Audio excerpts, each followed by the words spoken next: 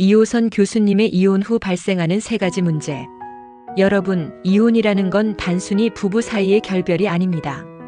한 사람이 자기 인생을 다시 세팅해야 하는 과정이에요. 그 과정에서 반드시 마주치는 문제가 있습니다. 오늘은 이혼 후 우리가 겪게 되는 3가지 대표적인 문제를 이야기해 보겠습니다. 첫 번째 문제, 정서적 공허함과 정체성의 혼란. 사람은요, 2030년을 같이 살면 상대가 내 삶의 일부가 됩니다. 그런데 그 사람이 사라지면 내 삶에서 한 조각이 빠져나간 듯한 공허함이 찾아오죠. 부부라는 건 단순히 한 집에 사는 사람이 아니라 오랜 세월 서로의 삶에 깊숙이 영향을 주는 존재입니다. 그런데 갑자기 상대가 사라지면 내 일상도 흔들리게 돼요. 이때 가장 먼저 찾아오는 감정이 이제 나는 누구지? 라는 정체성의 혼란입니다. 배우자로서, 부모로서 혹은 누군가의 아내 또는 남편으로 살아왔는데 그 역할이 사라지면 내가 어떤 사람인지 다시 찾아야 하는 시기가 옵니다. 그렇다면 어떻게 해야 할까요? 이럴 땐 감정을 억누르지 말고 나 자신과 대화해야 합니다. 내가 진짜 원하는 삶이 무엇인지 고민하는 시간이 필요합니다. 나를 다시 찾기 위해 내가 좋아했던 취미나 활동을 되살려야 합니다.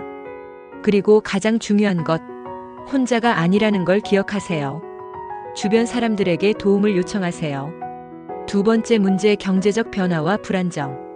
사람이요, 돈이 없으면 제일 먼저 불안이 찾아옵니다.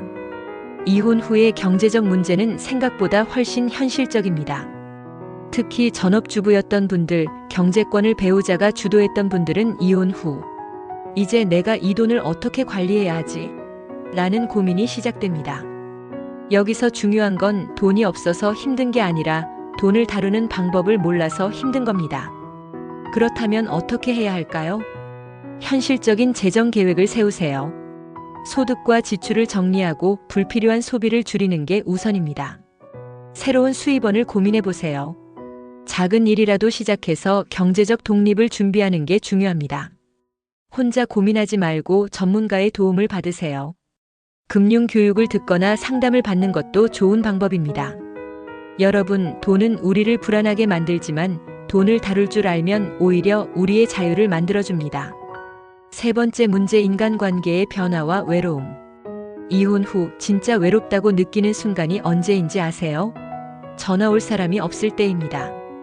부부 관계가 끝나면 자연스럽게 연결된 인간관계도 변합니다.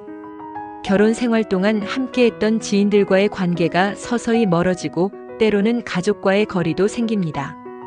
특히 사회적 시선이 부담스러워서 혼자 지내는 경우가 많아요. 하지만 여기서 중요한 건 외로움이 찾아왔을 때 내가 어떤 선택을 하느냐입니다.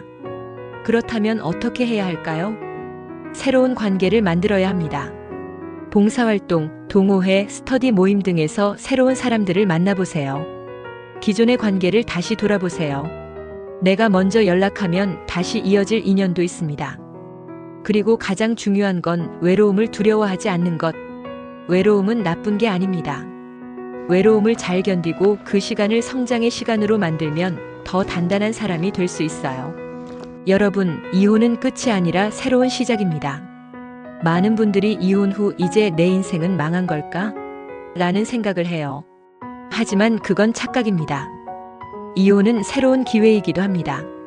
내 삶을 다시 설계할 기회, 나를 더 깊이 들여다볼 기회. 중요한 건 내가 내 삶을 어떻게 바라보느냐입니다. 이혼을 실패가 아니라 새로운 출발이라고 생각하는 순간 인생이 달라집니다.